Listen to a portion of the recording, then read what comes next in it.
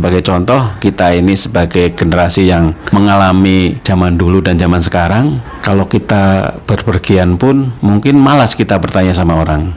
Lebih baik tanya sama Google Map itu. Karena lebih valid informasinya. Ketika nanya orang, belum tentu orang itu tahu alamatnya. Dan gak terlalu repot. Dan terlalu repot dan praktis gitu. Itu fenomena ya. Oke, pemirsa, ini saya mau ngobrol santai dengan teman saya, namanya Mas Agus Saiful Mujab. Dia itu teman waktu kuliah di UST Fakultas Ekonomi, tapi sekarang dia banyak berkiprah di dunia pendidikan dan berbagai aktivitas lainnya. Nah, saya 10 tahun lebih nggak ketemu, ceritakan saja apa kegiatanmu sekarang. Ya, terima kasih. Ini senior saya ini. Dulu sama-sama wartawan harian Jogja Pos.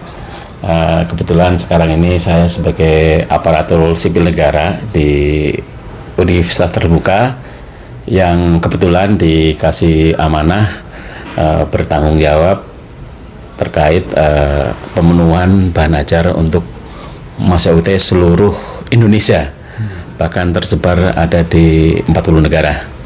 Jadi total mahasiswa kita adalah 438.000 dan harus mendapatkan buku ajar istilahnya, modul kalau istilahnya UT.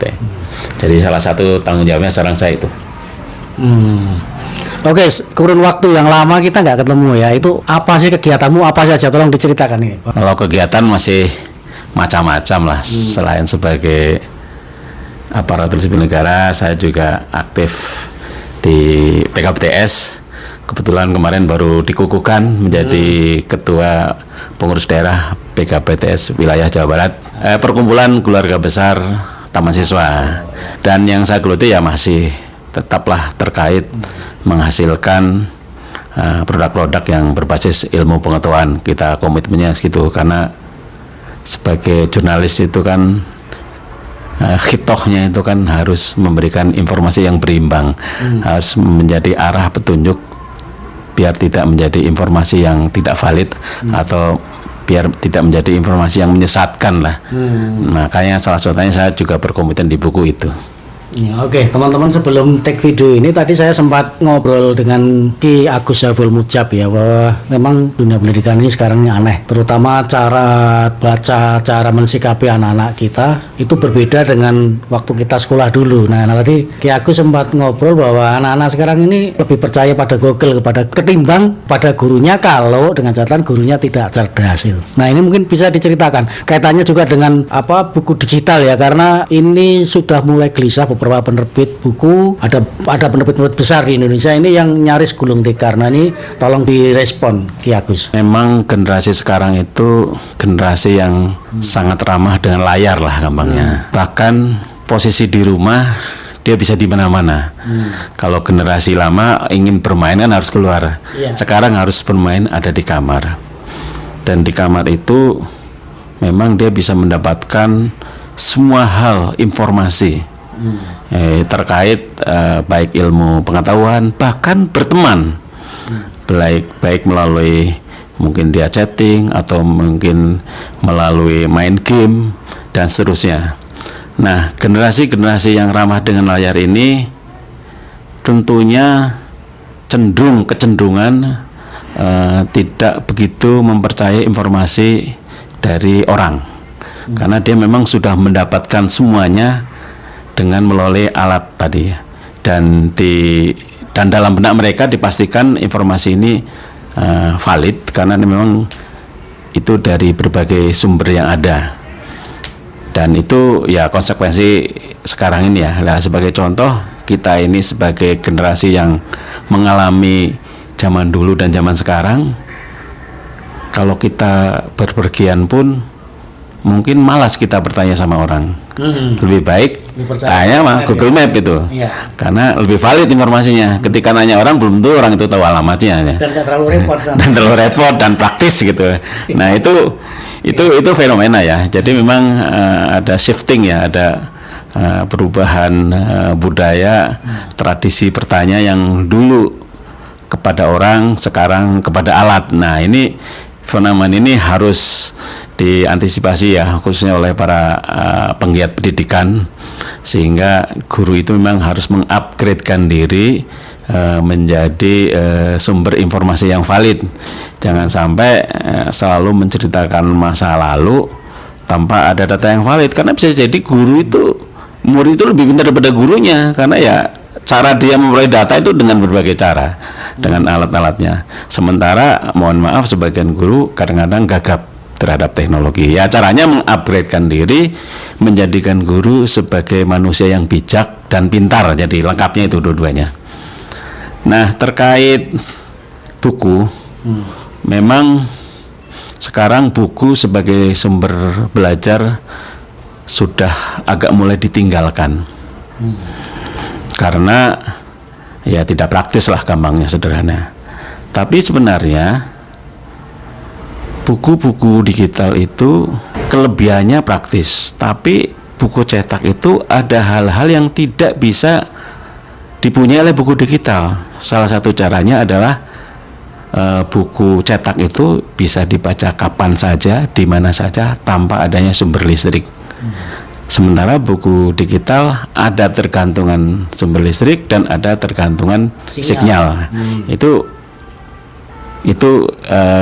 kelemahan dari buku digital. Tapi sebentar, buku digital kan bisa dicetak, Om. Tapi akan mahal. Kalau one by one mahal. Nggak efektif. Ya, nggak efektif. Nah, berdasarkan penelitian di University of Leicester bahwa dikatakan, saya lupa penelitian siapa, bahwa buku cetak itu, khususnya buku pelajaran ya, itu akan lebih lama ketika dibaca, diingatan pembacanya itu akan lebih lama. Jadi belajar itu mudahnya pakai buku cetak sebenarnya, kecuali buku-buku digital untuk yang buku-buku ringan, buku-buku cerpen itu mungkin tidak terlalu. Kalau buku ajar, artinya sumber belajar, idealnya buku cetak. Cuma ya nggak praktis. Nah, solusinya itu apa terhadap permasalahan tersebut?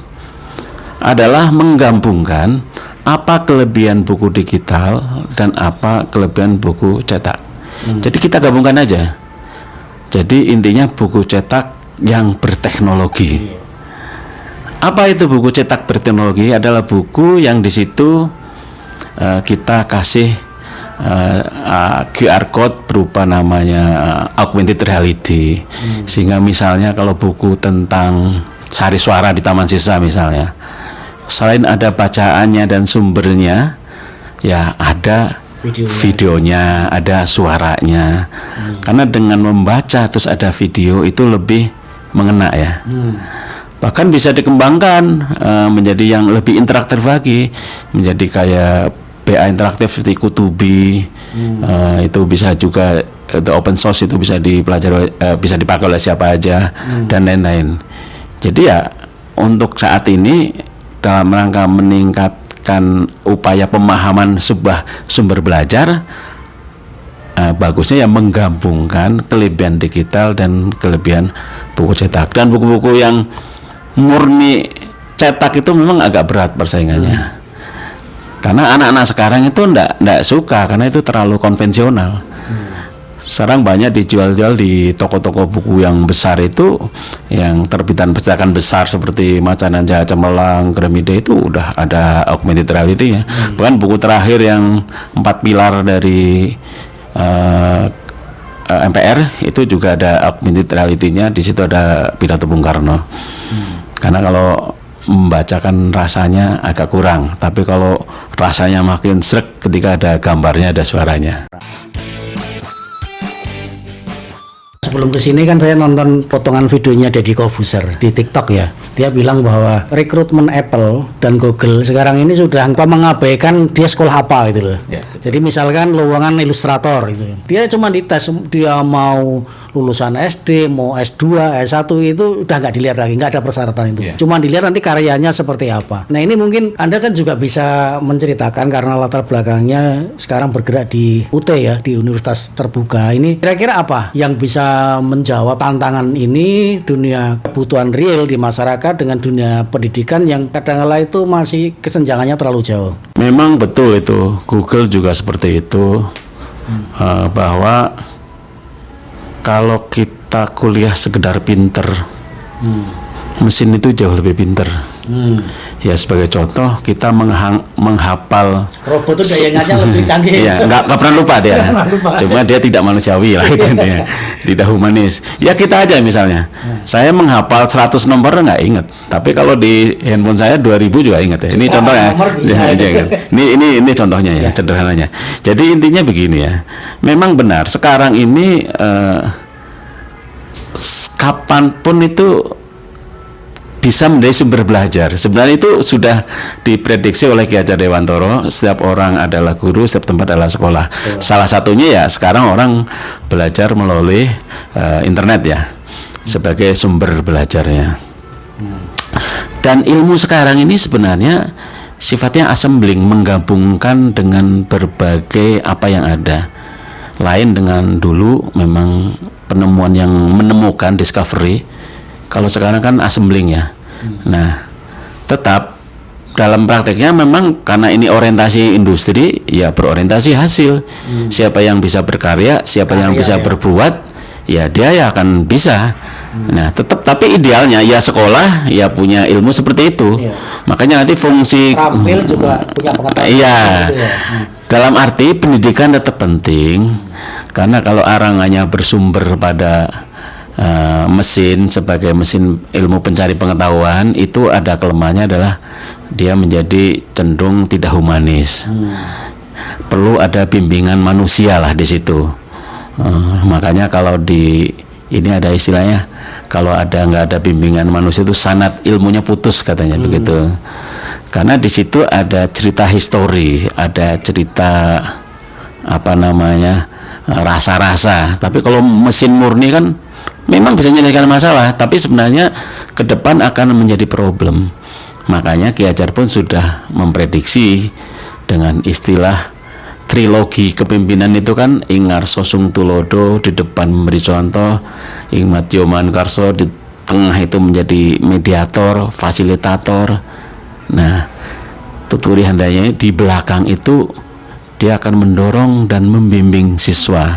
Cuma memang kalau yang membimbing pengetahuannya terbatas ya itu jadi problem. Karena membimbing itu sebenarnya memasukkan unsur-unsur kemanusiaan. Kalau unsur-unsur pengetahuan saya yakin mesin itu lebih canggih. Karena orang masih tetap perlu disapa, orang masih tetap perlu dikasih senyuman, orang masih tetap perlu ada tes sendiri terhadap raut muka, mimik, wajah dan seterusnya. Nah, kalau murni berdasarkan mesin bahaya, karena ya solusi terbaik sama. Jadi sumber belajar itu digabungkan antara manusia sebagai sumber ilmu orang dan mesin sebagai sumber ilmu. Yang pasti kan mesin nggak bisa mengajarkan rasa kasihan ya. Betul. Kemudian budi pekerti nggak bisa lah. Nggak bisa. Itulah bedanya apa yang disebut pengajaran dan pendidikan. Mesin itu bisa mengajarkan, tapi tidak bisa mendidik. Mengajar itu hanya sekedar mencari pengetahuan. Mendidik itu beda. Di situ ada unsur budi pekerti, di situ ada unsur rasa, ada unsur kemanusiaan. Makanya yaitu mendidiknya bolehlah dari sumber ilmu yang tadi Google dan seterusnya mesin mencari ilmu. Mendidiknya orangnya. Dibalut lagi dengan budi pekerti yang baik. Iya. Jadi menanam budi pekerti ya dari sisi pendidikannya, bukan pengajarannya gitu loh. Orang mau belajar apa aja sekarang semua bisa itu. Iya. Oke gitu Om Agus Saiful Mujab. Jadi teman-teman kita ngobrol santai ini silakan dirumuskan sendiri ya apa temanya. Yang penting intinya kami teman 10 tahun lebih tidak ketemu. Kemudian Om Agus ini concern di dunia pendidikan khususnya di UT. Saya sendiri pasca menggeluti dunia media massa, wartawan, saya aktif di sosmed ya. Ada semua platform saya ada. Ini mungkin saya upload nggak tahu ini nanti. Ada YouTube, ada Instagram, ada TikTok, ada Twitter, ada Facebook. Entah nanti mau di-share di mana Mas Agus, nggak tahu. Oke, yang penting teman-teman semuanya salam sehat untuk kita semuanya. Kita jumpa kembali di video saya yang akan datang. Lalu berpikir merdeka dan kita bebas bersekolah di Universitas Kehidupan. Merdeka.